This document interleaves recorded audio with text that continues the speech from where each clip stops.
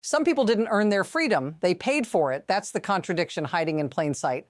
While Donald Trump is publicly shouting about fraud and corruption, a quiet series of pardons moved in the opposite direction. No press conference, no announcement, no spotlight, just signatures, timing, and names that almost slipped through the noise. And this isn't just about politics or personality. This reaches directly into how power actually works when nobody is watching, and why the protections you assume are there for the system don't always activate when money and loyalty enter the room. According to a New York Times investigation by Ken Vogel and Suzanne Craig, over the past week, Trump granted clemency and pardons to multiple people convicted of massive fraud. That's the fact. But here's where it stops being abstract. Several of the people who benefited weren't first-time cases. Some had already received clemency once before. Others were directly tied to millions of dollars in donations to Trump-aligned super PACs. In one case, the money came from a daughter. In another, the legal help came from Trump's own lawyers. Now, pause on that, because this is where it becomes about you. The pardon power isn't supposed to move fast. It's not supposed to be quiet.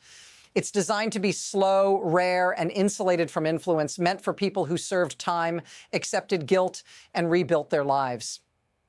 When that power starts operating quickly, discreetly, and alongside political money, the meaning of accountability changes, not in theory, in practice. And the most unsettling detail isn't just who was pardoned, it's what happened after, because at least one person who received clemency once went on to commit another fraud, was convicted again, and then received clemency again. That's the moment the story flips. This doesn't land as a one-off scandal, it lands as a pattern forming in real time. The New York Times didn't describe a single controversial pardon. It described a cluster delivered quietly, clustered within days, involving people convicted of serious fraud and corruption. And that timing matters. These grants weren't spaced out over months. They arrived together under the radar while public attention was elsewhere. Here's the frame that changes how you see it. Trump wasn't just issuing pardons. He was bypassing the traditional process almost entirely. Normally, clemency runs through layers of review inside the Justice Department. Applications get screened, prosecutors weigh in, time served matters, conduct after conviction matters. But according to the reporting and the discussion that followed, that structure was effectively sidelined. Former pardon attorneys and DOJ officials described a system that once had staff, guidelines, and delays. And what replaces that system isn't randomness, it's proximity. Notice the repetition. People connected to Trump-aligned super PACs. People represented by lawyers who had defended Trump himself. People whose cases didn't involve distant mistakes, but recent convictions. In one case, fraud after fraud. In another, a political corruption scheme tied to a former governor of Puerto Rico and a former FBI agent, all pleading guilty. So ask yourself this: if pardons are no longer about rehabilitation or mercy, but about access and alignment, what does that turn the justice system into? Because once the pattern is visible, the question isn't whether it happened, it's how far it goes. Here's the first proof point that locks the pattern in place. In 2021, a convicted fraudster named Adriana Camberos received clemency from Trump. That alone might have passed as controversial but familiar, but according to the reporting, that wasn't the end of her story. After being freed the first time, Camberos and her brother were convicted again in 2024 for an unrelated fraud. One of the schemes involved selling counterfeit 5-hour energy drinks. That's not an allegation, that's a conviction. And here's the detail that changes how you read everything else. After that second conviction, Camberos received clemency again. Stop there for a moment. The entire logic of clemency assumes the first grant worked, that the person changed course, that the system corrected itself. When someone reoffends after receiving mercy, the system is supposed to close, not reopen. Yet in this case, it reopened anyway. Notice what's missing. There's no indication of long-term rehabilitation, no extended time served between offenses, no evidence of distance from the crime. What you do see is speed, proximity. and a willingness to override the very rationale that justifies the pardon power in the first place. And Camberos isn't isolated. She's the clearest example, but not the only one. Because once you accept a second pardon for a second fraud, the bar doesn't lower, it disappears. And that's when the story stops being about judgment calls and starts being about transactions. Once that line is crossed, escalation becomes automatic. Because when repeat offenders start receiving mercy faster than consequences, something abnormal begins to feel routine. That's what this week represents. Not a dramatic break, but a normalization. Clemency isn't being treated as an extraordinary intervention anymore. It's being treated like a reusable asset. Here's where the comparison matters. In past controversies, even the most criticized pardons still moved through some version of a process. Prosecutors were consulted, agencies weighed in, time had passed. Even when people disagreed, the structure existed. What the reporting shows here is something different.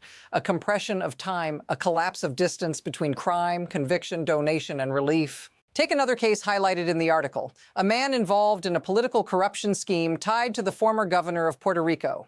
The case involved bribery, multiple defendants, guilty pleas, serious charges.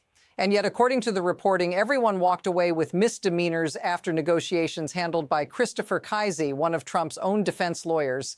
Then came the donations, millions of dollars to a Trump-backed super PAC. And then came Clemency. This is where the story flips again. Because it's not just that pardons are being granted, it's that legal outcomes, sentencing, and forgiveness are starting to look like parts of the same pipeline. First the lawyer, then the leniency, then the money, then the signature. And when something that extreme happens quietly, without explanation or resistance, it doesn't shock the system. It trains it. The question now isn't whether this violates norms, it's whether those norms still exist at all. And once the system is trained that way, the pressure builds fast because it doesn't stop at one pardon or even a handful. According to the discussion around this reporting, there was a raft of clemency grants clustered together, issued quietly, without public justification, and without the traditional filters that once slowed the process down. At the same time, Trump was publicly escalating rhetoric about crime, fraud, and punishment. The speed is the point. The contrast is the signal. Then stack the next development on top of that. January 6 defendants, people convicted of seditious conspiracy, serious crimes, serious sentences. And yet they're folded into the same pardon logic. Loyalty replaces distance. Alignment replaces remorse. In the conversation, there's even concern that the scope of these pardons may have been so broad that they inadvertently covered the suspected pipe bomber, someone now arguing they qualify simply because they acted in Trump's name. Now watch how fast this tightens. A system built on discretion meets a president unconcerned with norms. A Supreme Court decision establishing immunity removes fear of investigation. Internal DOJ guardrails are sidelined, and suddenly the pardon power isn't a safety valve, it's leverage. What happens if this continues? Because when speed replaces scrutiny and silence replaces accountability, the next move doesn't announce itself, it just arrives. Now, bring it out of Washington and into real life, because this isn't an abstract constitutional debate. This is about what happens to people who don't have access. If you're an ordinary person convicted of fraud, bribery, or corruption, the system is slow and unforgiving. Years pass, appeals drag on, clemency applications sit unanswered. Most are rejected without explanation. That's the baseline reality. Now, place that next to what you just heard. Millions of dollars donated, lawyers with direct access. Clemency granted quickly, quietly, sometimes more than once. The contrast isn't ideological, it's experiential. Two justice systems operating at the same time. One for people inside the circle, one for everyone else. And this affects you even if you never go near a courtroom. Because once accountability becomes selective, behavior changes. Prosecutors hesitate. Defendants calculate. Future criminals don't ask, is this illegal? They ask, who do I know? That's not speculation.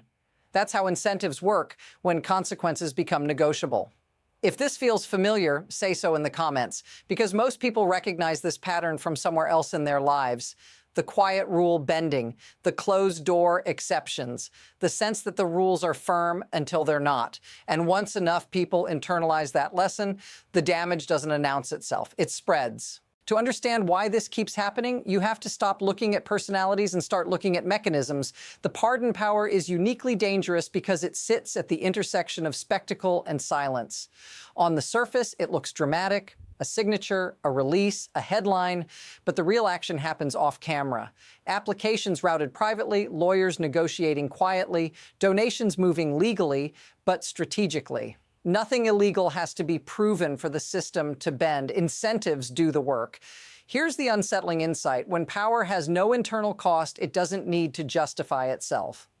Former DOJ officials in this discussion describe a process that once forced friction, staff, guidelines, time delays, prosecutors weighing in. That friction wasn't bureaucracy for its own sake, it was resistance. And when resistance is removed, decisions don't become neutral, they become efficient. Efficiency favors proximity, it favors loyalty, it favors people who know how to pull the right levers quietly. That's how systems drift without collapsing. No single act triggers alarms. No one moment looks like the end. Instead, each exception teaches the next actor what's possible. And once that lesson spreads, the system no longer needs corruption to fail. It fails through compliance. From here, the trajectory splits and neither path is clean. One possibility is normalization. Pardons continue quietly, clemency becomes expected, not exceptional. People close to power act faster, donate earlier, lawyer up sooner, prosecutors adapt, judges adjust expectations. Nothing explodes, but everything shifts. The system keeps running, just with different assumptions baked in. Accountability becomes optional for the right people and invisible for everyone else. The other path is collision. The volume grows. The connections become harder to ignore. Repeat cases stack up. Public explanations are demanded, not just implied. The same power that moves silently starts drawing attention it can't fully control. And when that happens, uncertainty replaces confidence. Not because the rules suddenly change, but because no one knows how far they can be pushed before something finally pushes back. Here's the part that matters most. Both paths are already forming. At the same time, normalization doesn't cancel backlash. Backlash doesn't stop normalization. They move together, feeding off each other, building momentum in opposite directions. And the next move won't come with a warning. It'll come disguised as something routine. Here's the insight that ties everything together. This story isn't really about pardons. Pardons are just the visible surface. What's underneath is a system built on good faith colliding with someone who doesn't rely on it. For decades, the assumption was that power would be exercised with restraint because reputation, norms, and future consequences mattered. The founders designed guardrails, but they also assumed the driver would occasionally touch the brakes. When that assumption breaks, the guardrails don't disappear. They just stop slowing anything down. That's why this feels so destabilizing. Not because one person is abusing a power, but because the power was always designed to be trusted. Once trust is gone, the system doesn't automatically correct. It keeps functioning just in a way that rewards the behavior it was never meant to handle. And here's the line to remember. When accountability becomes negotiable, justice doesn't collapse. It fragments. This story isn't over. The next chapter won't be louder. It'll be quieter, faster, and easier to miss. And if you want to understand how this evolves before it's obvious, follow for the next breakdown.